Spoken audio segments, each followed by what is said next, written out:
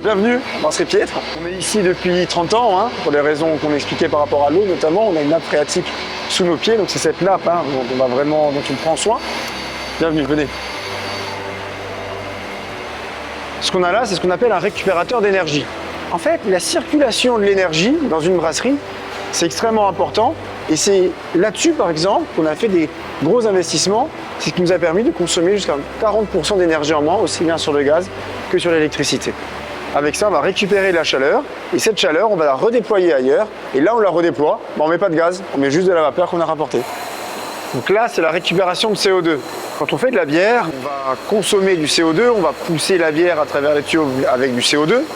Et en même temps, on produit du CO2. La fermentation, c'est produire du CO2. Une partie de ce CO2 va rester dans la bière et une partie va s'en échapper. Alors, il y a un endroit où on en perd et un endroit où on en a besoin. Donc, on a installé ce qu'on appelle un récupérateur de CO2. Donc, ce récupérateur de CO2 va capter le CO2 excédentaire des fermentations et on va le réinjecter là où on en a besoin. Là, ça nous permet d'être globalement autonome en CO2. Donc, on va moins consommer, on va moins en émettre aussi, et on est autonome. Je schématise, mais quasiment dans un circuit où, pour faire 1 litre de bière, on aurait besoin de quasiment 1 litre d'eau. Voilà, c'est un petit peu notre objectif. Dans les 2 à 3 années qui viennent, que ça se réalise de manière vraiment précise. Ce serait je pense, ce serait vraiment un très bel objectif d'atteindre.